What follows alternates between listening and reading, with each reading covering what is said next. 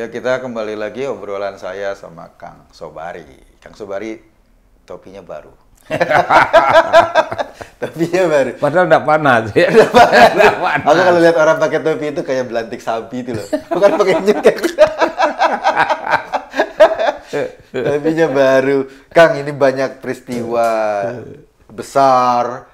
Peristiwa yang gede, ada Pak Jokowi ketemu sama partai-partai, ada ribut soal sepak bola. Kita nggak mau bahas yang gede-gede kan. Yang kecil-kecil aja. Yang kecil-kecil aja. Ini peristiwa kecil agak sedikit memilukan tapi.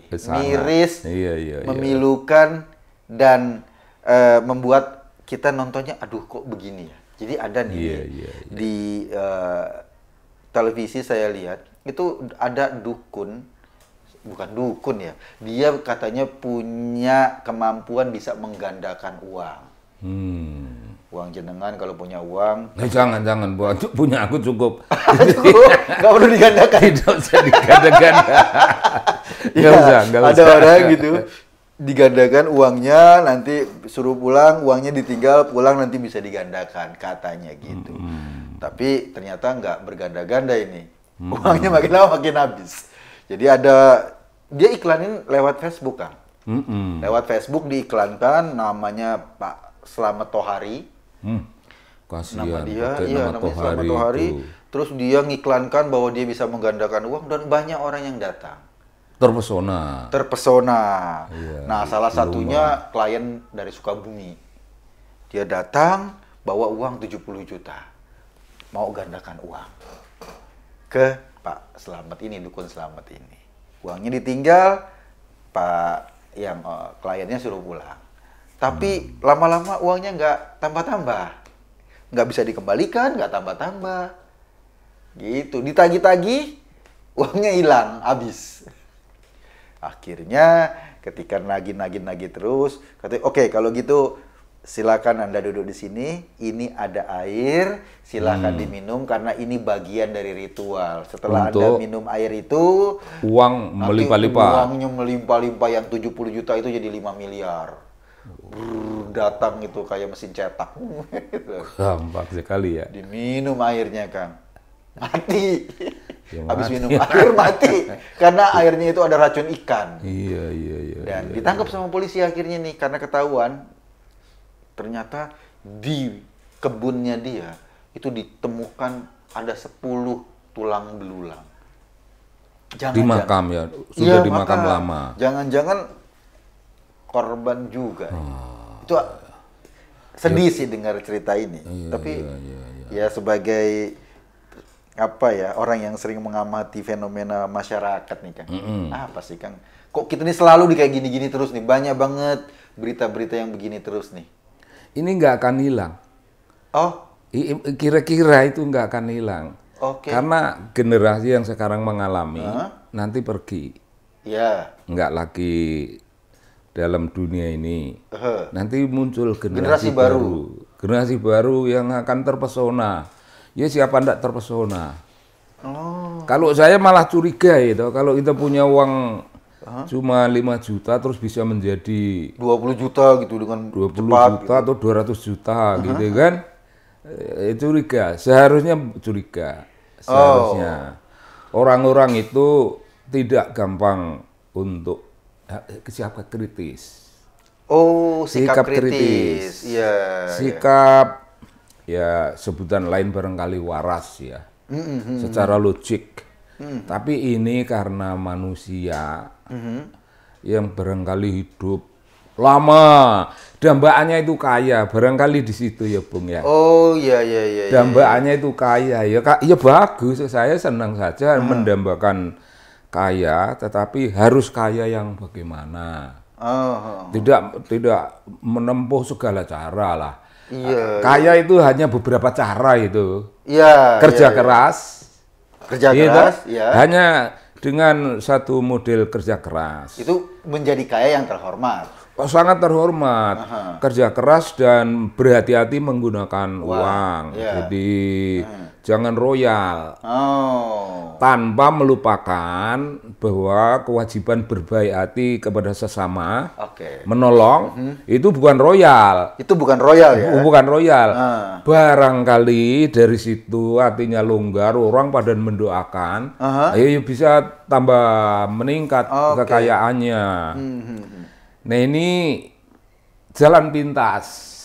Wah saya ingat, Anda belum ingat itu karena itu sudah ini Bung. Dulu Profesor Kuncharaningrat menandai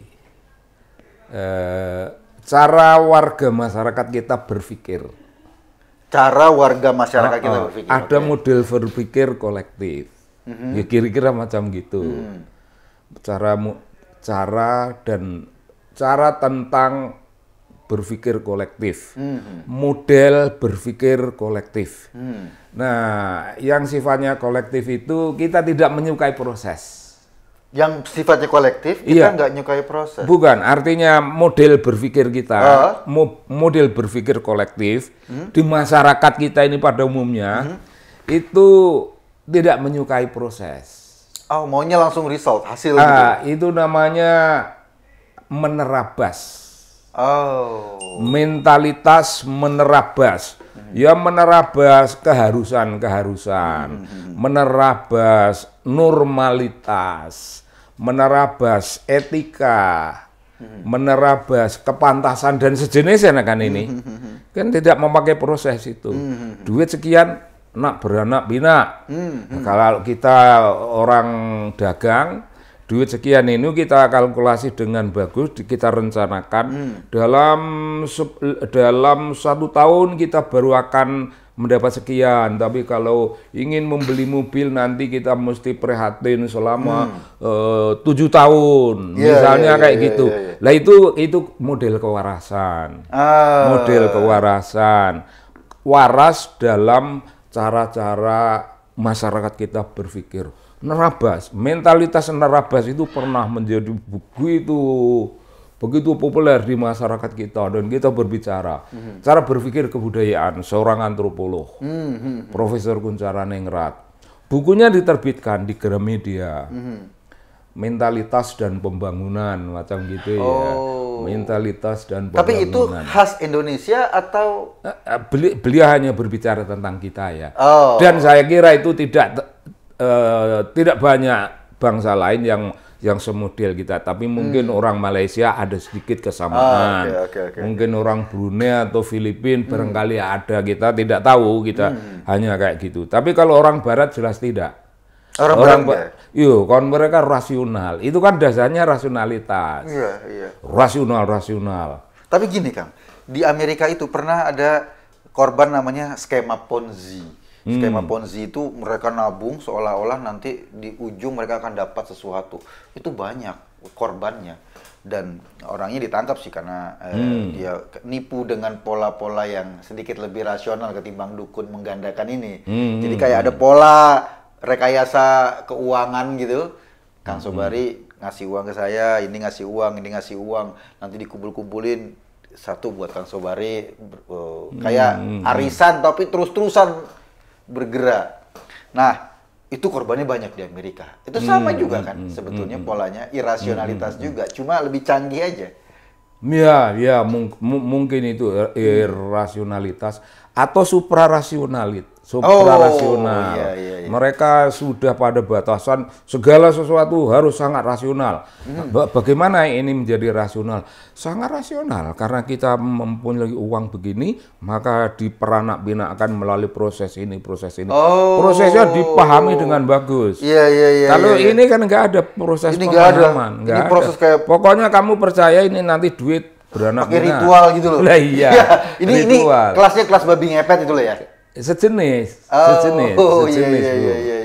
Di kampung kalau ada orang, padahal itu ya petani, tetangganya serupa saja. Kalau hidupnya bagus, urusan pertaniannya serba jadi, dan si istri jual menjual produk pertanian itu ke pasar dan nanti membeli apa dijual.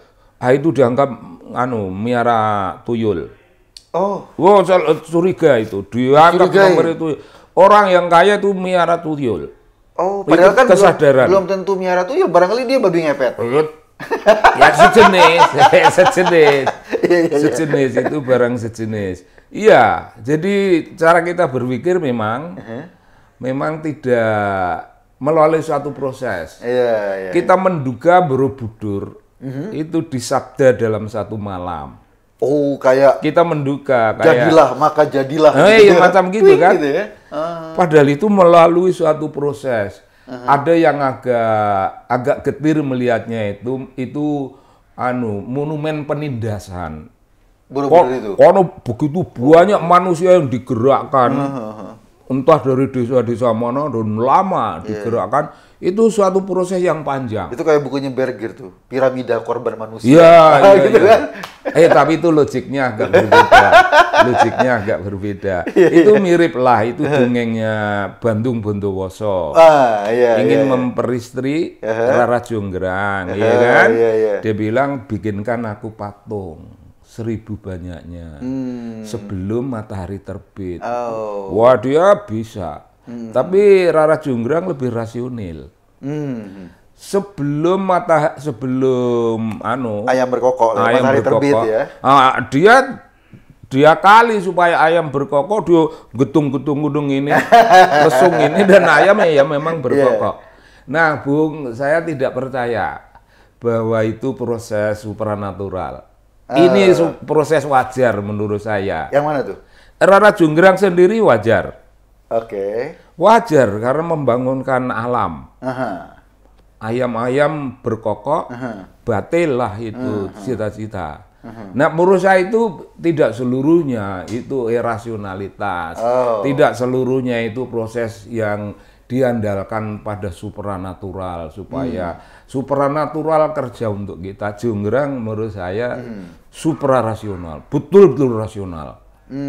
Hanya karena tidak mau dikawini. Itu anaknya sendiri karena kan? Bukan. Bukan ya? Bukan orang lain lah itu. Kan anak sendiri itu tangkuban perahu ya. Kisahnya kayak ada yang Sumbi sama iya. Itu anaknya sendiri. Yang akhirnya ditendang jadi gunung tangkuban perahu itu loh. Itu. Kalau ini Jonggrang ini lain. Enggak, ya, yang paling pokok bagi kita ini sebenarnya orang punya kekaguman kepada Simsalabin. Sabda. Sejenis kun fayakun. Nah, mungkin orang-orang yang terpesona mengantarkan uang dengan sukarela supaya beranak pinak itu dasarnya itu ya seperti itu, ada proses. Apa maksudnya? Ada sesuatu yang tidak berproses secara wajar dan itu ya bisa saja, apa salahnya? Ya bagi mentalitas menerabas ya. Mentalitas yang tidak menyukai aturan-aturan dengan prosedur cepat kaya. Oh ya. Tapi bukan cuma ciri masyarakat. Katakan ini kan di desa ya. Di Jakarta kemarin juga banyak tuh arisan bodong. Iya jenis-jenis itu. Gitu. Ya kan sama. Betul, kan. Sejenis itu. Jadi mentalitas kampung itu juga berkembang ke kota. Barangkali kan orang-orang itu sebenarnya hidup di Jakarta tapi asal muasalnya entah dari mana, dari desa mana-mana. Mentalitas yang pada dasarnya aku tidak ingin menunggu terlalu lama, ingin kaya. Ya siapa yang tidak senang kaya? Gitu loh. Nah, ini ada satu yang kita bisa agak kritik sekali ya. Hidup untuk kaya itu sendiri barangkali menjadi sedikit persoalan. Hidup untuk kaya? Ya, mengapa dasarnya itu harus kaya? Kalau kan ada pilihan, Bung. Ya, kaya itu penting, tetapi miskin kan nggak enak kan? Ya tidak enak. Iya. Itu tidak ditawarkan sebagai pilihan. Tidak ditawarkan, Enggak, yang kita tawarkan itu tidak usah kaya sekali, tapi kecukupan, tapi tentrem. Tentrem. Mari kita cek mereka yang percaya pada dukun kayak gitu, apakah tentrem matinya? Saya kira tidak. Begitu uang di store kok 3 hari kok nggak ada, mulai tidak tentram itu. Mulai tidak tentram, tidak tentram, akhirnya bermasalah lebih serius daripada. Dan mereka saya kira sudah lama tidak tentram. Jadi sebetulnya sepanjang sebelum mereka menyerahkan itu, orang itu sudah biasa tidak tentram itu. Tidak tentraman itu panjang ya. Saya menduga begitu. Iya. Saya menduga begitu. Ingin segera meninggalkan suasana sangat tidak enak ini.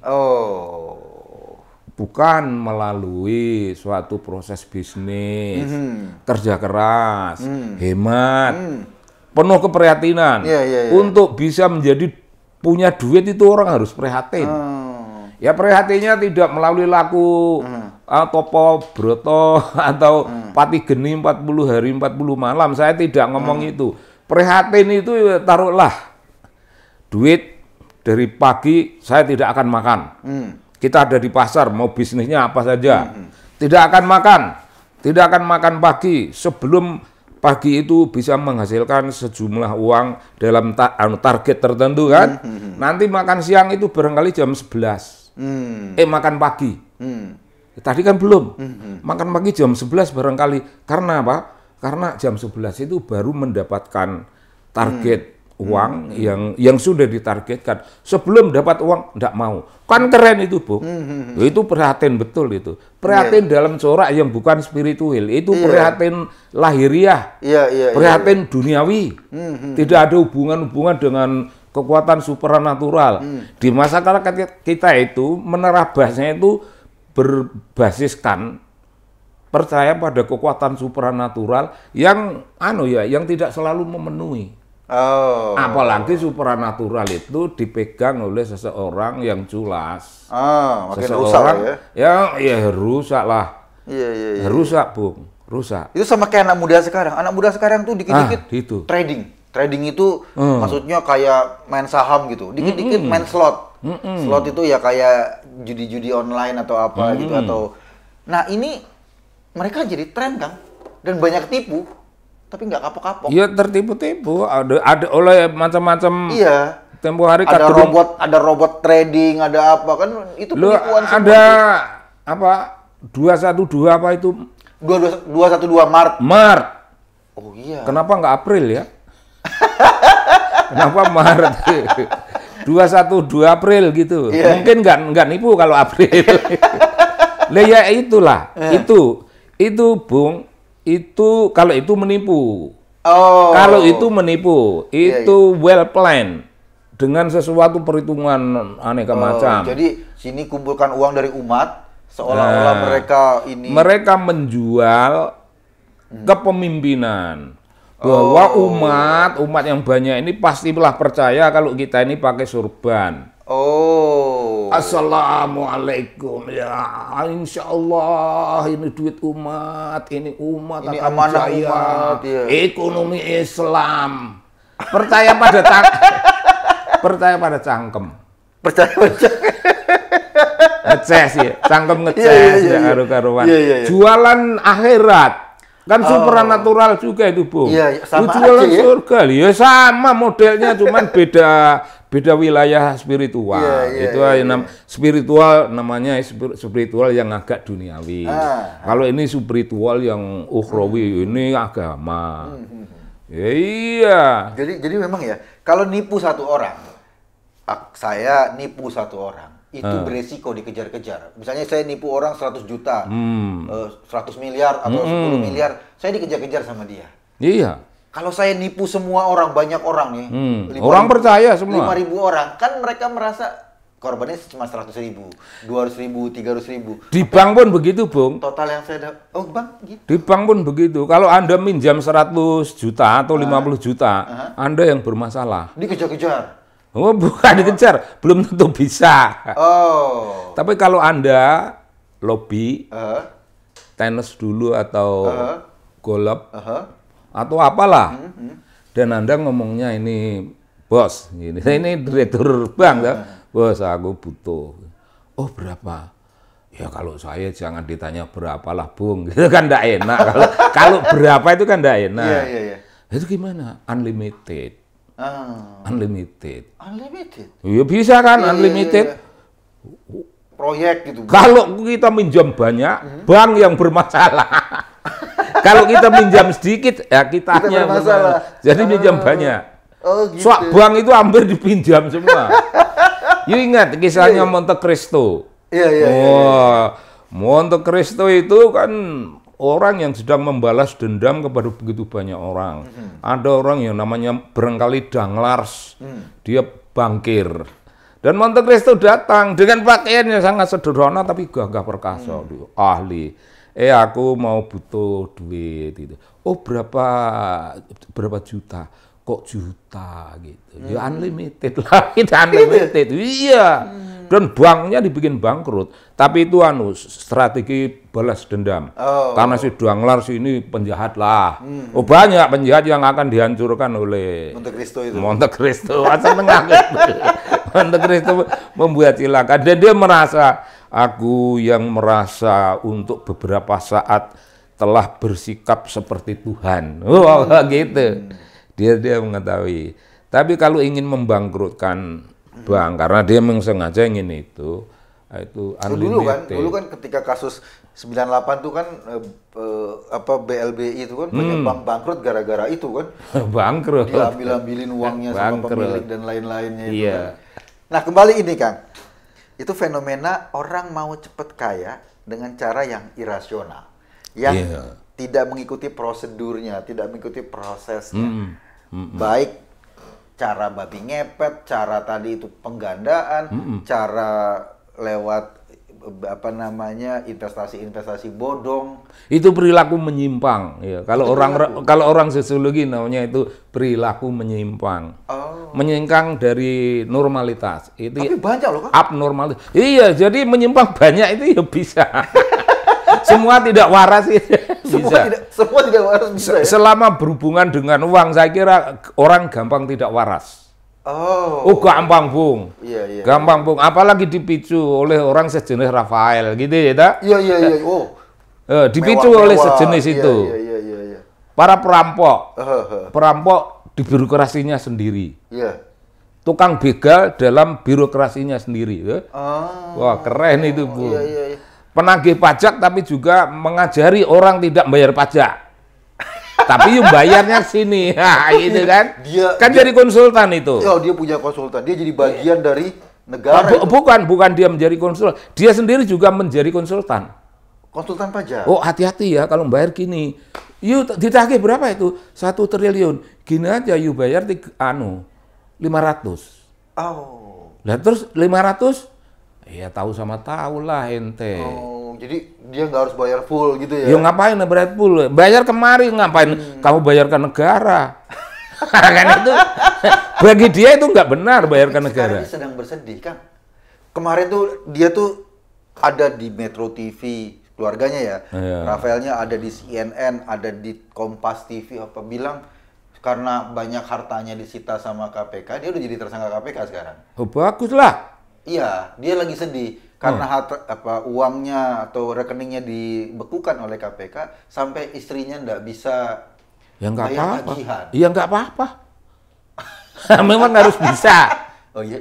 Ya kan kita nggak bisa juga biasa-biasa aja ya. Kita biasa nggak bisa. Itu normalitas kita tuh ya nggak bisa itu kan. Kita udah normal gitu, nggak ada masalah-masalah.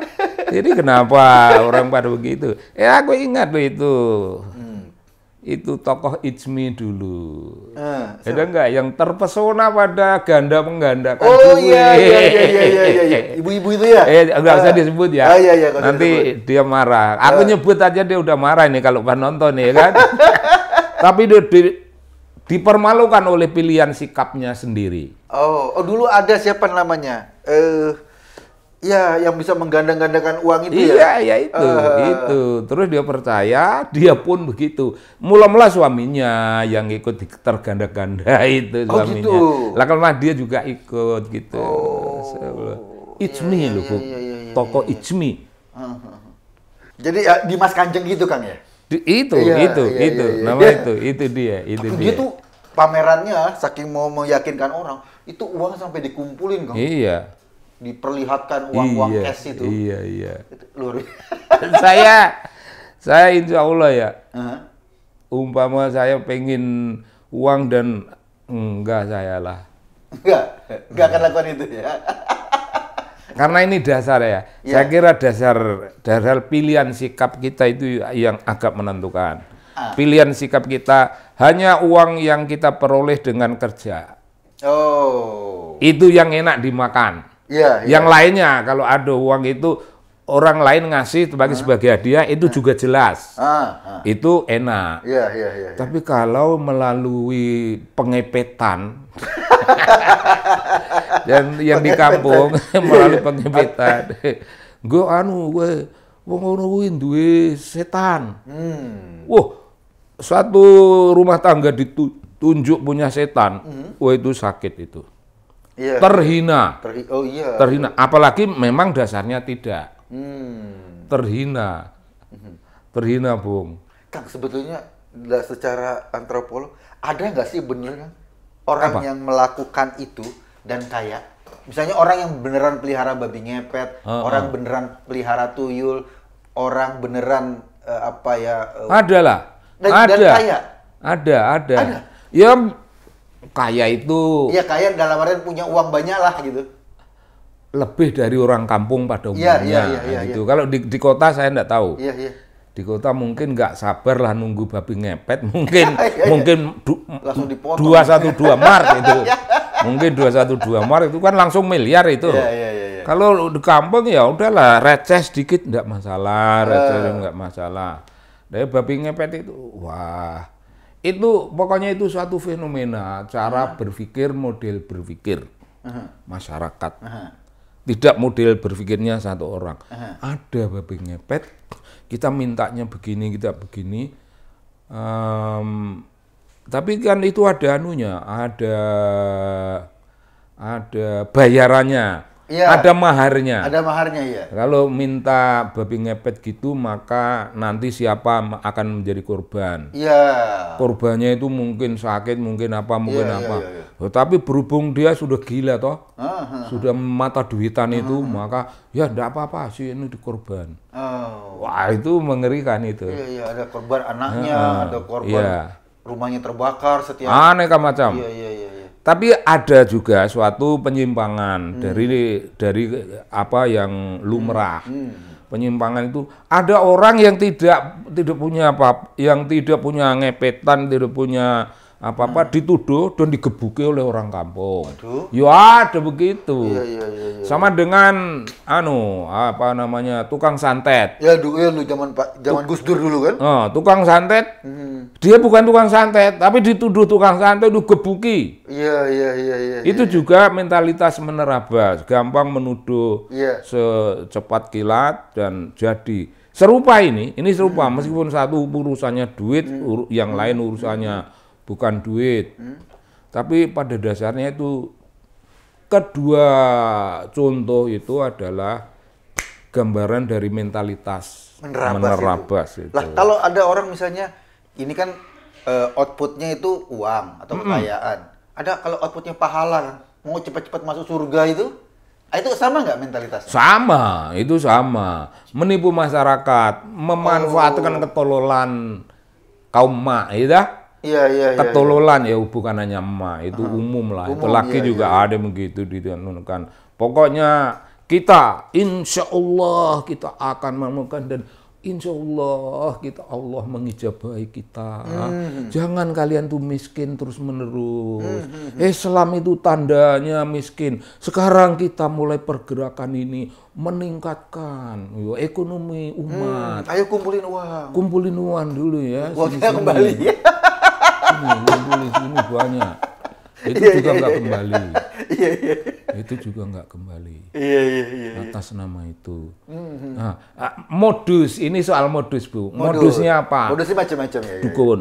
Kalau ini spiritual. Ini modusnya ahli spiritual, Bu. Dan penyimpangannya bisa banyak. Bisa perempuan, kau harus begini gini. Rela berkorban. Menyerahkan dirimu. Oke. Kepada ahli spiritual. Perempuan terbujuk oleh omongan seperti itu, tapi basisnya spiritual. Tadi basisnya keagamaan. Ada yang korban, gitu. Itu orang yang bilang, duitmu kesini, jangan itu dikantongi itu masih ada itu yang nun. Kesini kan, ini untuk Allah. Allah seolah-olah Allah butuh duit. Ini untuk Allah, jalan akhirat. Kau sendiri akan begitu. Dan duitnya banyak dan punya gedung. Apa ya? Iya. Tokoh spiritual lah itu. Iya, ada juga kayak gitu. Sekarang Yusuf Mansur gitu aja lah ya. Iya. Yusuf Mansur kan sekarang gitu. Sekarang malah penceramah kaya-kaya loh kan. Kemarin aku lihat Abdul Somad bawa kayak Lamborghini atau Ferrari gitu warna putih.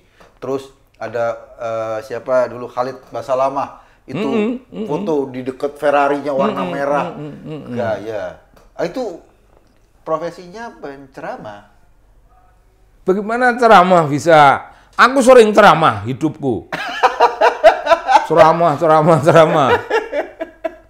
Tapi aku enggak pernah bilang keluarkan duitmu.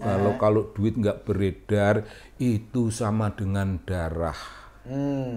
Kalau darahmu tidak bisa beredar maka kau sakit. Oh, kalau duit dikumpulin. Oh iyalah. Itu sampai kan enggak beredar. Uang itu kita anggap darah ya. Iya, harus beredar.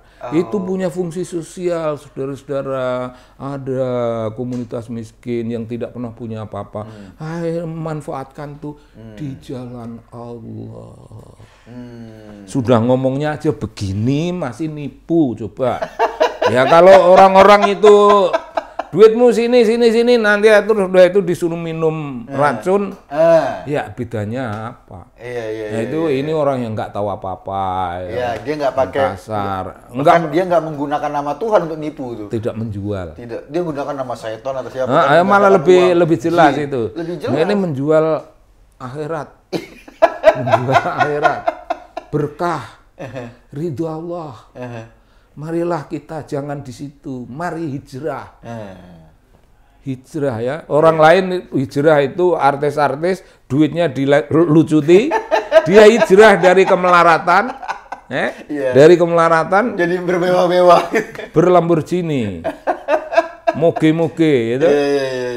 Sepeda yang mahal, yang di dunia hanya ada satu, ya punya dia itu. Enggak, Bung. Ini juga mentalitas, Bung. Jadi ini modusnya apa saja. Mentalitas itu begitu, mentalitas nerabas itu universal. Itu fenomena di sekitar kita. Satu pakai dukun ya orang desa-desa. Satu pakai corporate, simbol corporate, rasionalitas. Ini akan begini mengangkat harkat dan ekonomi umat. Wah, rasionalitas. Kemudian ada nama Tuhan, jalan ini. Tapi tetap ujung-ujungnya mentalitas menerabas ini ya? Ujung-ujungnya ini semuanya gambaran tidak sehat dalam kehidupan kita. Tidak sehat, ya bercita-cita kaya tentu saja mulia, itu bagus. Tapi begini, seperti juga nasihat untuk golongan milenial itu menjadi crazy rich. Iya. Crazy rich kan selalu diingatkan ya bagaimana kau mau menjadi rich. Jalannya rich itu yang menjadi pokok, bukan terus kemudian dalam waktu pendek sudah anak-anak terlalu pandai. Generasi muda itu pokoknya aku umur 40 sudah terlalu tua kalau baru punya mobil. Wah, dan tidak boleh punya rumah itu baru umur 50. Itu harus umur 30 sudah punya mobil, sudah punya rumah. Waduh. Fight kan itu, fight serius mereka. Ya, harusnya mereka lebih serius dong. Tapi kan ya serius, tapi kan nabrak-nabrak, Bung. Iya, mereka katakanlah lulus kuliah usia 24, 23 lah ya. Iya. 7 tahun mereka harus punya mobil, punya rumah. Ya mungkin nyolong. Itu luar biasa gitu. Atau mungkin bapaknya mereka kaya. Enggak, itu yang begitu-begitu itu justru datang dari keluarga yang kelihatannya mendendam terhadap kemiskinan. Kemiskinan itu ya enggak usah didendam lah ya, tak? Iya. Kemiskinan itu makhluk hidup di dunia juga. Ya? Iya, makhluk lah. Iya. Kemiskinan udah jadi makhluk. Selama tinggal kau di sono aku tak hidup yang agak baik. Aku nggak ingin miskin seperti itu pun tidak ingin crazy rich atau tidak ingin pakai mugi-mugi, tidak ingin pakai Lamborghini seperti Ustadz yang pandai ngomong tentang zuhud. Saudara-saudara, seseorang haruslah zuhud. Di dunia barat, zuhud itu disebut ascetism, saudara-saudara. Intisarinya sama, saudara-saudara. Mari kita zuhud. Hijrah dari dunia fana yang penuh dengan godaan. Dunia hanya sandiwara, saudara-saudara. Kau nggak usah ikut sandiwara, biar aku yang sandiwara. Ya kan dia sandiwara juga, pakai Lamborghini. Itu kerjaannya itu apa? Kok nggak tahu malu? Kalau terhadap orang begini aku agak belak-belakan ya. Kenapa tidak malu? Menasihati orang jadi di. Lah iya, nasihati. Kerjanya ceramah itu kan ada tarif-tarifnya biasanya kalau ustadz yang udah ngetop itu tarifnya sekali. Oh tidak bisa, Bung. Tidak bisa, Bung. Oh, iya? Sokrates dunia setengah rohani tapi beliau juga orang filsafat. Orang filsafat itu punya wilayah rohani. Di pengadilan dituntut dengan dituntut hukum mati, tuduhannya karena kau mengambil manfaat dari caramu meracuni anak-anak muda dan kau tarik duit. Ya Sokrates bilang, wah itu keren itu, beda sama Rafael dan kawan-kawan itu. Kalau Sokrates bilang silahkan kau nuntut aku dituntut mati itu tidak apa-apa. Tapi perhatikan dulu. Kalau kau lihat bagaimana hidupku yang begitu sederhana, niscaya kau tidak akan tega menuduh aku telah memanfaatkan kemampuanku ceramah untuk ngeracuni anak-anak dan mengambil bayaran. Kalau kau tahu hidupku sengsara, hidupku ini sangat bersahaja. Tapi karena kau tidak paham tentang hal-hal begitu, maka kau akan jatuhi aku hukuman mati. Kau tahu mati itu adalah tidur nyenyak yang tidak terganggu oleh apapun. Siapa takut dengan itu semuanya? Apalagi kematian itu anugerah mulia, anugerah kehidupan yang sangat mulia. Jadi siapa yang takut pada hal kayak gitu? Ini orang baik, baik yang memandaikan masyarakat. Dan saya kira Yunani barangkali terkutuk karena menganiaya, membunuh roh bangsanya, roh bangsanya. Sekarang ini begini banyak warga masyarakat kita mengancam roh bangsa kita, Presiden Jokowi. Dibenci, dicaci, dikutuk-kutuk, di apa-apa segala. Di antara yang ngutuk itu orang-orang yang ceramah agama. Presiden Jokowi nggak malati. Beliau orang baik, enggak pasang walat supaya orang pada kualat, enggak. Tapi kan Presiden Jokowi itu makhluk, ada yang punya. Lah kalau yang punya yang tidak terima, karena ada makhluknya di rasa ini makhluk bukan kena makhluk, barangkali ini makhluk kesayangan. Hidupnya lurus, lurus dan mengabdi untuk kepentingan bangsanya, yang adalah perintah agama, hidupkan. Makmurkan bangsamu, makmurkan rakyatmu, jangan ada kemiskinan itu. Fightlah untuk itu. Jokowi adalah salah satu roh bangsa kita. Arti pateni. Sudah dipateni lah itu dengan kata-kata, dengan apa segala rupa. Sama kita terkutuknya dengan orang Yunani yang membunuh Sokrates, iya kan? Terkutuk, banyak yang terkutuk, ya kan? Malah ada yang menawarkan, ya keren sekali loh, Bung. Kenapa tuh? Jangan memusuhi korupsi lah. Korupsi kalau sedikit kan boleh.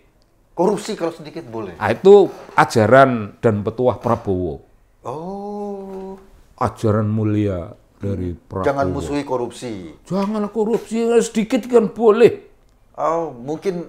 Karena dia murid Profesor Soeharto. Oh, kira-kira. Mungkin kalau sedikit buat kita kan beda sedikit sama buat. Loh, sedikitnya dia ya berapa T lah. Nah, sedikit kita ya paling segini aja udah banyak. Dan ini pun uang cerik itu loh. Cerek masuk sini. Nggak ada ratusan ya. Ini sudah besar sekali, Bu. Iya. Nah, kalau Fadlizon punya metafor. Apa tuh? Keren. Dia oli pembangunan katanya. Wah, itu oli. Iya, korupsi itu oli pembangunan. Itu oli pembangunan. Cangkemnya dikasih oli. Seru banget nih. Kita ngobrol dari mulai kasus fenomena dukun pengganda uang, Dimas Kanjeng jilid kedua, sampai korupsi, sampai Fadlizon. Terima kasih Kang Sobari. Nanti kita mau ngobrol-ngobrol lagi minggu ini depan. Mental yang tidak sehat. Apa tuh? Bung Karno berbicara tentang karakter building. Oh, oke. Itu kan karakter yang tidak sehat itu semuanya. Benar. Nah, itu ini fenomenanya salah satunya ini ya. Ini tentang karakter building. Nah, kita besok mungkin akan terus ngobrolan kita isinya karakter building. Saya kira. Merespon fenomena-fenomena yang ada. Saya kira begini penting. Oke. Ah, kita ceramah ini. Oh. Ceramah ini. Terima kasih Kang. Sampai ketemu minggu depan. Ntar lagi Lebaran. Jangan lupa beli baju Ketupat. baru. Thank you. Assalamualaikum. Waalaikumsalam.